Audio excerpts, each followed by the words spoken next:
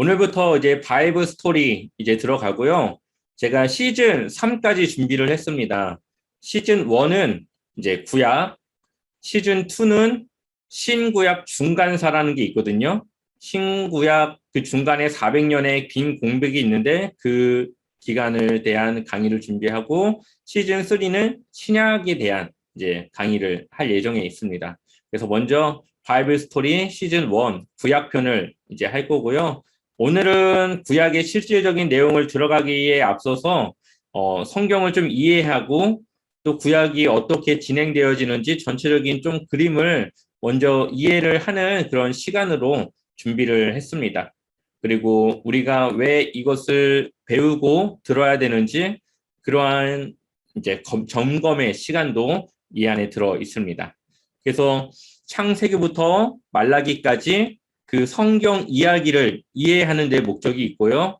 그리고 그 이야기 중간중간에 필요한 주제들과 그러한 깊이 좀 더 알아봐야 될 내용들에 대해서는 그때그때 맞춰서 내용을 같이 좀 더 이해할 수 있는 그런 강의로 준비를 해 나가도록 하겠습니다. 오늘은 제1강 성경 이해하기 함께 들어가도록 하겠습니다. 여러분들은 아마 그동안 성경을 많이 들었고 배웠을 것입니다. 뭐 모세에 대한 이야기를 여러분들은 알고 있고요. 또 다윗에 대한 이야기도 여러분들은 알고 있고 여호수아 아니면은 요셉 아니면은 아브라함 아니면 천지창조 그 외에 다양한 성경에 대한 이야기들이 여러분들 머릿속에는 다 들어 있을 것입니다. 근데 우리가 문제는 뭐냐면은 이 여러 가지 성경에 대한 지식의 조각들은 있지만 그 조각을 하나의 연결된 그림으로 맞춰나가는 거에는 우리가 매우 약한 모습이 있습니다. 혹시 여러분들 아브라함과 다윗 누가 더 먼저 나옵니까? 아니면은 야곱과 요셉 누가 더 먼저 사람입니까? 이러한 여러 가지 질문들에 있어서 많은 사람들이 헷갈려 해요. 아브라함이 아빠인지 이삭이 아빠인지 아니면은 다윗이 먼저인지 아니면 사울이 먼저인지 여러 가지 이 성경의 지식들은 있지만 그것을 하나의 스토리로 연결하고 연대순, 시대순으로 맞춰 나가는 데에는 매우 약한 그러한 많은 그리스도인들이 있습니다. 아마 이 중에는 다른 분들보다 성경의 지식이 좀 더 덜한 분들도 있을 거예요. 한 이 정도? 아니면 이 정도? 아니면은 이 정도? 아마 각자의 개인 차에 따라서 가지고 있는 성경의 지식과 조각들이 조금은 다를 수가 있습니다. 그런데 우리가 가지고 있는 이 성경의 조각들을 하나로 다 맞춰보면 결국은 예수 그리스도의 초점이 맞춰지는 걸 보게 돼요. 구약은 오실 예수님에 대해서 증거하고 있고요. 신약은 오신 예수님에 대해서 말씀하고 있습니다. 그리고 다시 오실 예수님에 대해서 소망하고 기다리라고 하는 메시지와 함께 우리에게 하나님의 말씀을 따라 살아갈 것을 말씀하고 있죠. 그래서 성경의 그 중심에는 예수 그리스도가 있는 것을 볼 수가 있습니다. 우리가 강의에 들어가기 앞서서 먼저 여러분들이 얼마나 이 성경에 대한 이해와 지식이 있는지를 테스트할 건데요. 제가 5분 정도 시간을 드릴 테니까 여기에 문제가 있죠. 여러분들이 가지고 있는 쪽지에다가 답만 적으시면 되겠습니다. 네. 첫 번째는 사울과 삼손 둘 중에 누가 더 먼저 태어난 인물인지 이제 그것을 선택하는 거니까 한번 5분 정도 시간 동안에 문제를 풀어보시면 되겠습니다. 네, 이제 넘어갈게요. 네, 어, 네. 이제 여러분들의 괴로운 시간은 이제 다 끝났고요. 이제 펜을 놓으시고 이제 강의에 집중해서 들어주시면 될 것 같아요. 적는 것보다도 이야기를 듣는 거에 집중해 주셔야 되고, 어차피 적어도 제가 그동안 봐왔던 그러한 과정을 봤을 때 정말 열심히 적지만 그걸 다시 보신 분들은 거의 없거든요. 그래서 네, 적는 것도 중요하겠지만 적는 것보다 이 시간에 집중해서 듣고 이해하는 그런 시간으로 가지시면 좋겠습니다. 여기 보면은 두 가지 성경을 보는 방법이 있어요. 하나는 성경을 종합적으로 보는 방법이 있고요. 하나는 성경을 분석적으로 보는 방법이 있어요. 성경을 종합적으로 보는 방법은 우리가 쉽게 이야기하면은 숲을 본다라고 보시면 돼요. 우리가 하늘의 비행기를 타고 밑에를 내려보면은 한눈에 이 마을 전체가 다 싹 보이죠? 그런 것처럼 성경을 이 숲을 보는 거예요. 이 큰 그림을 보면서 성경의 이야기는 그냥 이렇게 흘러가는구나 하고 쉽게 이해하는 게 성경을 종합적으로 보는 방법이에요. 성경을 분석적으로 보는 방법은 성경을 전체로 보는 것이 아니라 한 부분을 파는 거예요. 여기 보면은 트랙터로 땅을 파고 있죠. 이 성경을 좀 더 깊이 파면서 이 단어가 무슨 의미인지, 이 본문이 무엇을 말하는지, 또 우리가 여기서 무슨 교훈을 얻을 수 있는지 여러 가지 이 의미와 이 파악에 좀 더 초점을 두고 성경을 분석하는 이런 방법이 있습니다. 그래서 우리는 기본적으로 성경을 종합적으로 이 전체적인 숲을 보는 방향으로 이번 강의에는 나갈 거고요. 그러다가 우리가 조금 집중해야 될 내용과 주제가 나오면은 그 부분을 조금 더 면밀히 살펴보고 그 다음으로 넘어가는 그러한 과정을 통해서 이번 바이블 스토리를 진행해 나가려고 합니다. 구약은 몇 권이죠? 네, 39권. 좀 더 쉽게 우리가 외울 수 있도록 올드 테스트먼트, 구약이라고 하는 영어의 단어인데요. 올드는 영어로 3글자가 들어가고 테스트먼트는 9글자가 들어가요. 그 3과 9를 합치면 39가 나옵니다. 그래서 구약은 39권이구나. 이렇게 우리가 이해하고 외울 수가 있고요. 신약은 몇 권이죠? 27권. 똑같이 뉴 테스트먼트 신약이라고 하는 영어의 단어 3글자와 9글자를 곱하면은 27이라고 하는 숫자가 나옵니다. 그래서 구약과 신약의 그 영어의 그 숫자만 우리가 알고 있으면은 쉽게 성경이 몇 권으로 이루어져 있는지를 외울 수가 있습니다. 그러면은 구약과 신약 합쳐서 총 몇 권입니까? 66권이죠. 구약의 39권과 신약의 27권을 합쳐서 성경은 총 66권의 책으로 이루어져 있다. 이렇게 이해하시면 되겠습니다. 그러나 구약과 신약의 그 중심에는 누가 있죠? 예수님이 있죠.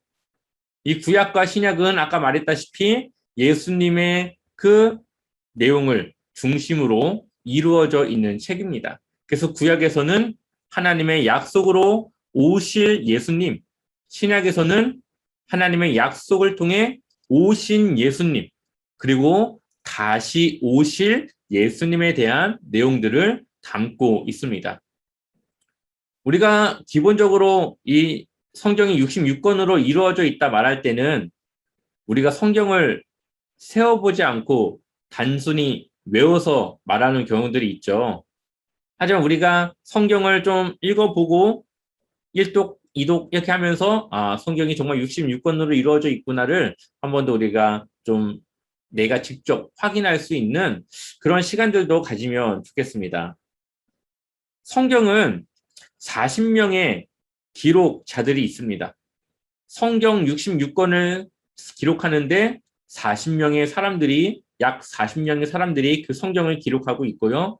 3가지 언어로 기록이 되었어요. 원본은 히브리어, 아람어, 그리고 헬라어 이 3가지 언어로 기록이 되어져 있습니다. 그리고 10가지 기록 수단을 가지고 있는데요. 대표적으로는 파피루스, 옛날 시대에 나무의 껍질을 얇게 펴서 사용했던 종이와 같이 사용했던 이 파피루스, 그리고 뭐 펜이라던가 끌이라던가 가죽이라던가 또 여러 가지 그러한 돌이라던가 도구들을 이용해서 이 성경이 기록이 되어지게 됩니다. 그리고 성경에 등장하는 인물의 수는 2,930명 정도 된다고 합니다. 그래서 굉장히 많은 인물들이 나오고 또 많은 저자들이 있죠. 그리고 이 기록의 기간은 1600년 정도의 그 기간 동안에 성경이 쓰여져요. 아브라함에서부터 예수님이 오시기 전까지가 약 1500년 정도 됩니다. 이거는 말라기에서부터 뒤로 이 시대를 거슬러서 가면 이 시간을 파악할 수가 있거든요. 이 시간을 파악해서 가면은 아브라함에서부터 예수님이 오시기 전까지가 1500년 정도 기간이 있고요. 그리고 예수님이 태어나신 이후부터 마지막 성경을 기록했던 사도 요한이 죽기까지가 한 100년이 돼요. 그러니까 사도 요한이 성경을 마지막에 이 요한계시록을 썼던 시대가 AD 100년으로 봅니다. 예수님이 태어나신 이후 100년. 이 두 가지 1500년과 100년을 합치면은 약 1600년 정도 이 성경 기록에 이 시간이 나오는 거죠.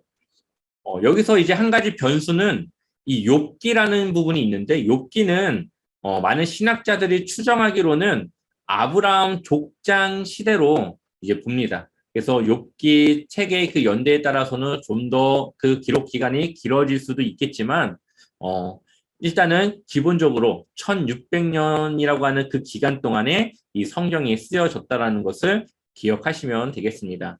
그리고 성경은 66권의 책으로 이루어져 있고요. 그리고 1189장으로 이루어져 있습니다. 전체 이 성경의 장을 합해 보면 1189장. 그리고 모든 주제가 예수 그리스도를 중심으로 기록이 되어져 있어요.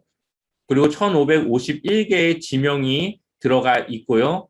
그리고 여기 나와 있지 않지만 성경이 쓰여진 지역, 전체적인 지역을 보면은 1만 킬로미터 정도 된다고 합니다.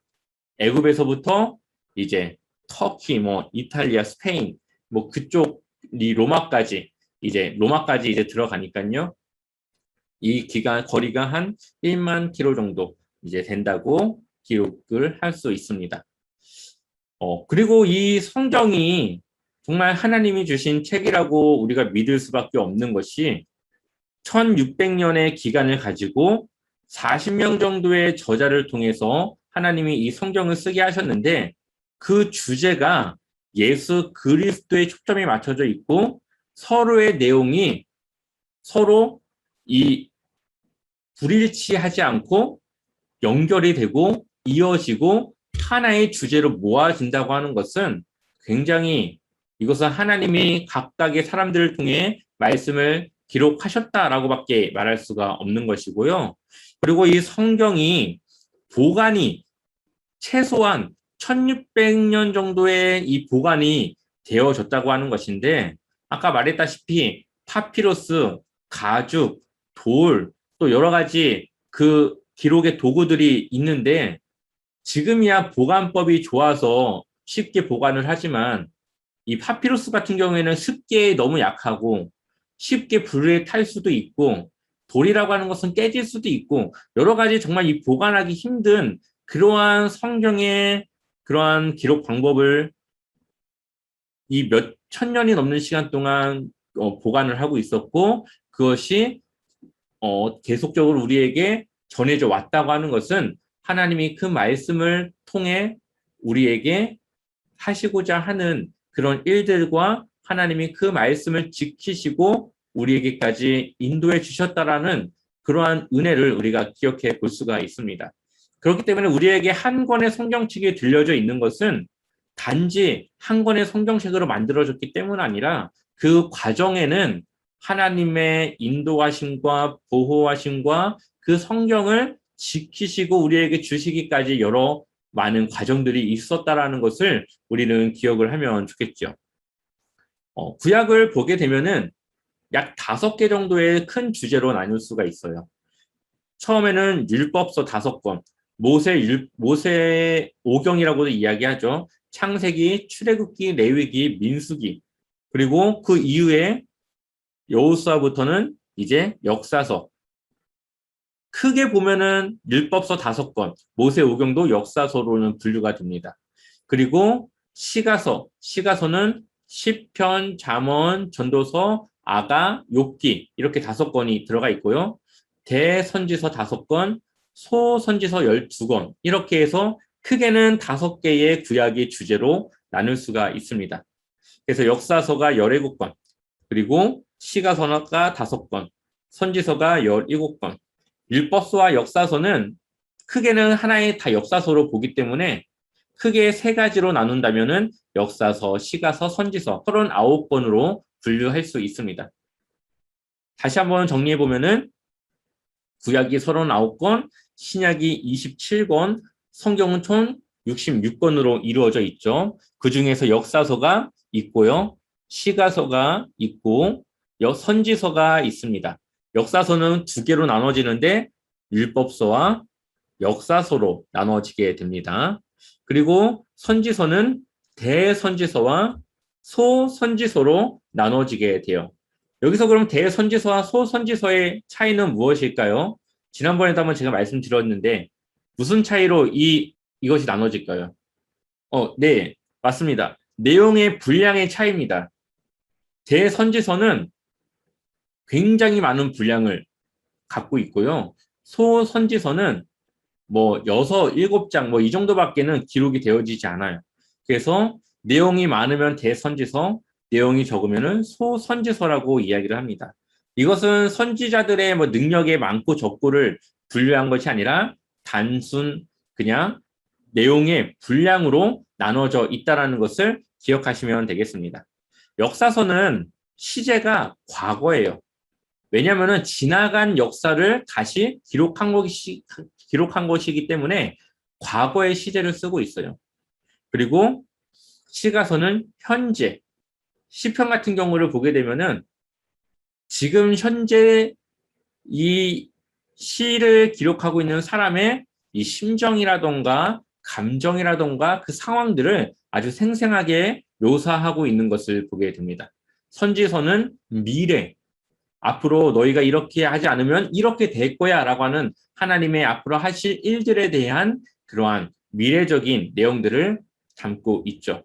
내용은 역사서는 사건 중심이에요. 뭐 홍해 사건, 출애굽 사건, 뭐 노뱀 사건, 만나와 메추라기 사건, 열재앙 사건 이런 사건들 중심으로 내용이 기록이 되어져 있고 시가서는 신앙의 경험, 욥기 같은 경우는 욥이 현재 고난을 당하는 그 현재의 신앙의 경험들을 기록을 하고 있죠. 그래서 시편, 뭐 욥기 이런 잠언 이런 것들을 보게 되면은 현재 내가 처해 있는 상황과 굉장히 밀접하게 맞아 떨어지는 말씀들이 많이 있어요. 그 이유는 그 신앙의 경험을 하고 있는 현재의 그 마음을 이 기자가 기록했기 때문에 그렇습니다. 선지서는 미래에 대한 기대를 기록을 합니다. 너희가 이렇게 해야 하나님 이렇게 해줄 거야. 이 기대. 그리고 포로로 있지만 하나님이 너희를 다시 되돌아올 수 있도록 해주실 거야. 기대에 대한 그런 소망에 대한 내용들을 담고 있습니다. 역사서는 이야기 형식으로 기록이 되어져 있어요. 그래서 우리가 좀 더 다른 성경보다는 쉽게 읽힙니다. 왜냐하면은 이 스토리가 있기 때문에 스토리에 따라서 이 이야기 형식으로 되어져 있어서 조금은 읽기가 좀 더 편합니다. 시가서는 노래, 뭐 시 같은 경우에는 뭐 음률이라던가 뭐 여러 가지 이 리듬 같은 거 있죠. 이러한 노래 형식으로 기록이 되어져 있고요. 선지서는 설교 형식으로 되어져 있습니다. 그래서 교회에서 목사님들이 설교를 하는 그 설교가 사실 이 선지자들이 이 예언을 하고 선지자 역할을 하는 그러한 행위와 매우 유사한 부분들이 있어요.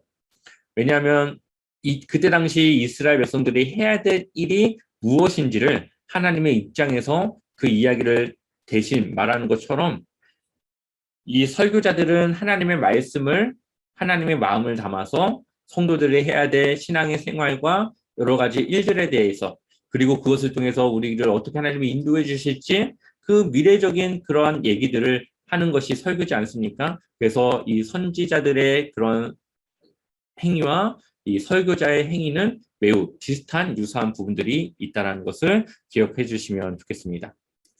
그래서 구약의 구조를 보면은 중심에는 역사서가 있습니다. 창세기에서 에스더까지 17권의 중심으로 스토리가 쭉 이어져요. 그리고 그 중간중간에 욥기에서부터 아가서까지 그 보충의 내용들이 있어요. 그리고 이사야에서 말라기까지 또 그 시대를 조금 더 자세하게 보는 현미경이나 만원경으로 무언가를 자세하게 살펴보듯이 조금 더 자세하게 들여다볼 수 있는 내용들이 이 안에 포함이 되어져 있어요. 그래서 이 스토리의 중심에는 역사서가 있고요. 그리고 시가서와 역사서는 그 스토리의 내용들을 중간중간 보충을 해줍니다. 그래서 역사서는 줄거리, 그리고 나머지는 보충 설명, 이렇게 기억을 하시면 되겠습니다. 좀 더 쉽게 이미지로 보면은 우리가 고속도로를 간다고 생각을 한다면 이 역사서를 통해서 스토리의 고속도로를 쭉 이어갑니다.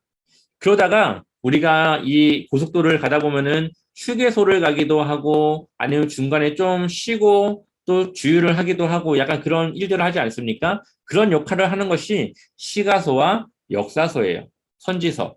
그래서 나중에 뭐 분열 왕국을 볼 때 그 분열 왕국에 대해서 열왕기하, 역대상하에서 기록을 하고 있지만 그 부분을 이 선지서들을 통해서 조금 더 정확하고 깊이 그 내용들을 살펴볼 수 있는 보충되는 내용들이 선지서에 들어 있습니다. 그래서 이렇게 구조가 되어져 있습니다.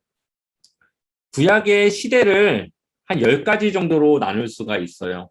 첫 번째는 창조시대. 하나님이 세상을 어떻게 창조했는지 창조시대. 두 번째는 족장시대. 아브라함이 어떻게 이 이스라엘의 시작을 하나님께서 이루어 나가시는지, 아브라함 때가 이제 족장시대입니다. 그리고 노예시대. 족장시대에서 애굽으로 이주하지만 거기에서 노예로 살아가게 되어지죠. 그리고 광야시대. 하나님이 애굽에서 그들을 탈출시키고 40년간 광야를 방황했던 그 시대입니다. 그리고 정복시대.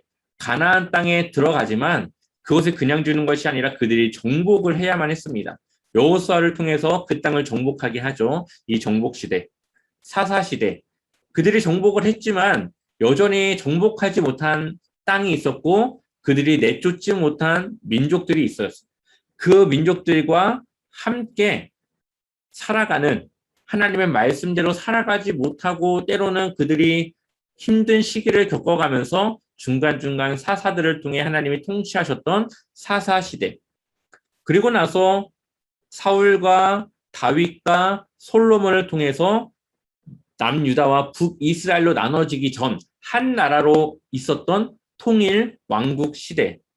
그리고 나중에 이 솔로몬의 마음이 반으로 나눠진 것 때문에 하나님께서 이 나라를 두 개로 나누실 것이라고 말씀하십니다. 그래서 여로보암과 르호보암을 통해 이 나라가 나눠지게 되는데 이것이 바로 분열 왕국 시대. 분열 왕국 시대의 마지막은 바로 포로 시대죠. 바벨론의 포로로 잡혀갔던 포로 시대. 그리고 마지막 그들이 포로 70년의 기간을 마치고 다시 기환했던 기환 시대입니다. 그리고 나서 이제 신약으로 넘어가게 되는데 신약으로 넘어가기 전 400년의 기간이 있어요. 이것을 우리는 신구약 중간기 또는 침묵기 또는 암흑기라고 이야기를 합니다. 왜냐? 이 400년의 기간 동안에는 하나님이 이스라엘을 향해서 어떠한 말씀도 하시지 않으세요. 그래서 하나님이 침묵했다. 그래서 침묵기. 또 하나님의 말씀이 없었던 시대. 그래서 이들이 어떻게 해야 되는지 몰랐던 암흑과 같은, 눈이 먼 암흑과 같은 시대를 지나왔다 해서 암흑기라고도 이야기를 합니다. 이 신구약 중간기에 대해서는 이 구약에 대한 내용들이 마무리가 되면은 하나님이 이 400년의 기간 동안에 무엇을 준비하셨는지 그리고 이 기간 동안에 어떠한 일이 있었는지를 좀 더 자세하게 강의하도록 하겠습니다. 자, 이제 아까 우리가 테스트했던 것들을 이제 살펴볼 때가 되었습니다. 한번 같이 저랑 한번 문제를 풀어보도록 할게요. 자, 사울이 먼저일까요? 삼손이 먼저일까요? 네, 삼손이 먼저입니다. 왜냐하면 삼손은 사사시대 사람이고 사사시대가 끝나고 통일왕국인데 이 통일왕국 시대의 첫 번째 왕이 사울이기 때문이죠. 자, 다니엘이 먼저일까요? 요나가 먼저일까요? 네, 요나가 먼저입니다. 요나는 분열왕국 시대에 활동했던 선지자고 다니엘은 포로로 간 이후에 그 바빌론에서 활동했던 인물이기 때문에 요나가 먼저 인물입니다. 자, 에스더가 먼저일까요? 느헤미야가 먼저일까요?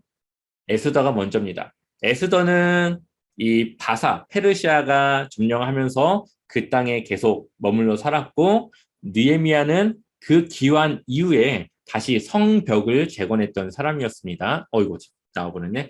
모세와 야곱이 먼저입니다. 야곱은 애굽으로 가기 이전의 사람이고 모세는 애굽으로 간 이후의 사람이기 때문이죠. 자, 스룹바벨이 먼저일까요? 다윗이 먼저일까요?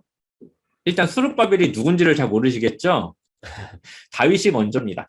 스룹바벨은 나중에 포로로 잡혀갔다가 기환할 때 왔던 사람이 스룹바벨이고 이 스룹바벨을 통해서 다윗의 그 계보를 계속적으로 이어나가게 됩니다. 그리고 어느 것이 먼저 나올까요? 성막이 먼저 나올까요? 십계명이 먼저 나올까요? 네, 십계명이 먼저 나옵니다. 모세가 두 돌판 십계명을 먼저 받고 나중에 다시 올라가서 성막에 대한 또 말씀을 받아옵니다. 만나가 먼저일까요? 유월절이 먼저일까요? 유월절이 먼저입니다. 유월절이 만나는 광야 시대를 살아갈 때 일이고 유월절은 탈출할 때 일이기 때문에 유월절이 먼저입니다. 자, 이제 몇 년, 애굽에서 있었던 기간은 몇 년일까요? 400년도 맞고 430년도 맞아요. 두 개 다 성경에 기록이 되어져 있기 때문에 이것을 좀 계산의 차이가 있기 때문에 400년, 430년 모두 맞습니다. 바벨론의 포로 몇 년 동안 있었죠?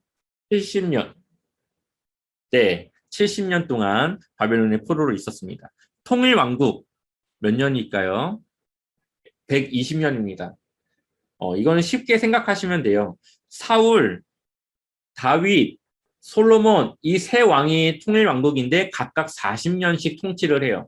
그래서 4, 32, 120년이라고는 계산이 나옵니다. 아브라함의 약속받은 아들 누구일까요? 네, 맞습니다. 이삭. 에서의 동생은 누구일까요? 네, 맞습니다. 야곱. 쌍둥이 동생 야곱. 아브라함의 아내. 네, 맞습니다. 사라. 원래는 사레였는데 사라로 하나님이 이름을 바꿔주시죠. 이스라엘의 두 번째 왕 누구일까요?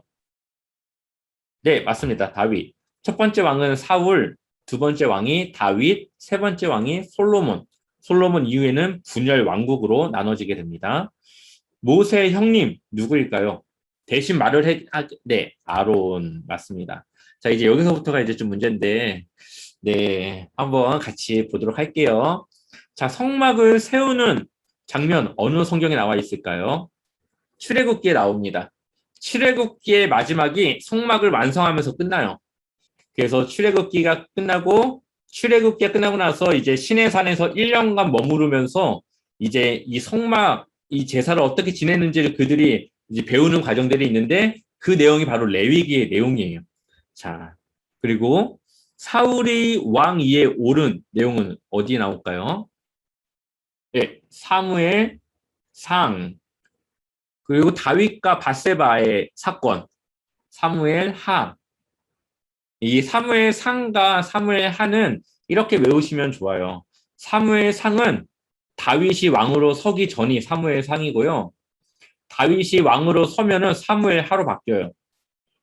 그리고 나서 열왕기 상, 열왕기 하가 나오잖아요. 열왕기 상은 솔로몬이 왕으로 서면 열왕기 상으로 바뀌고 그 이후에 분열 왕국으로 나올 때 열왕기 하에서 그 중심으로 내용이 나옵니다. 그런 식으로 조금 더 외우시면은 구분이 편합니다. 12정탐꾼에 대한 내용 민수기에 나와요. 민수기에서 이제 이들이 이제 광야 생활을 이제 막 시작할 때 이제 그때 나옵니다. 그리고 10가지 재앙 어디에 나올까요? 네, 맞습니다. 출애굽기. 자, 요셉은 어디 성경에 나오는 사람일까요? 네, 맞습니다. 창세기. 창세기의 마지막은 요셉이 죽음을 맞이하면서 끝나요. 그래서 요셉이 창세기에 나옵니다. 기드온 어디 나올까요? 네, 내용은 아는데 이게 이 성경하고 매치가 안 되죠. 네, 기드온은 사사였습니다. 사사. 그거 어디 나올까요? 네, 사사기에 나옵니다. 기드온, 사사기. 네, 예루살렘의 멸망, 예루살렘이 멸망할 것이다. 예루살렘의 멸망이 담겨져 있는 책, 네, 열왕기하, 열왕기하의 마지막은 이제 또 예루살렘의 멸망을 또 담고 있습니다. 또 에돔에 대한 예언, 이거는 되게 성경을 정말 잘 아시는 분만 안 해요. 오바댜에 나와요. 에돔이 예전에 이제 출애굽해서 광야 생활을 할 때 이제 가나안 땅에 들어갔는데 이 에돔 땅을 지나면은 쉽게 빠른 기간 동안에 들어갈 수가 있어요.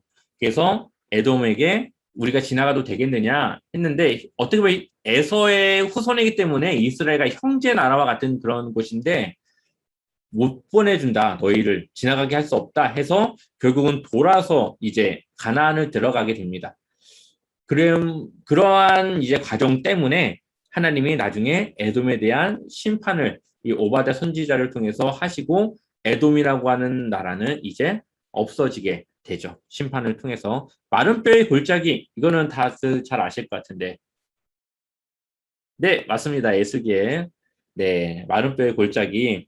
마른 뼈의 골짜기, 마른 뼈가 회복됨을 통해서 바벨론에서 하나님이 그들을 다시 귀환시키고 회복해 주실 거라고 하는 메시지를 주죠. 그래서 에스겔이나 다니엘 이 두 사람은 바벨론의 포로 중에 활동했던 선지자였습니다. 네. 참 우리가 머릿속에서는 에스겔, 다윗, 요셉 다 아는 사람들인데 이 시대적으로 뭐가 먼저인지 그리고 어느 성경에 있는지 참 이런 부분들이 우리가 사실 정리가 안 된 부분이에요. 이러한 부분들을 이제 저와 함께 정리해 나가면서 성경은 이렇게 순서대로 쭉 나열되어져 가는구나 하는 것을 같이 이제 알아보려고 합니다. 오늘 강의는 여기까지고요. 다음 주는 본격적으로 창세기의 내용을 들어갑니다. 그래서 창세기 첫 번째 시작. 그래서 이 세상이 어떻게 시작되었는지 이 세상의 이 시작에 대해서 함께 강의로 만나보도록 하겠습니다. 네, 이것으로 강의는 마치도록 하겠습니다.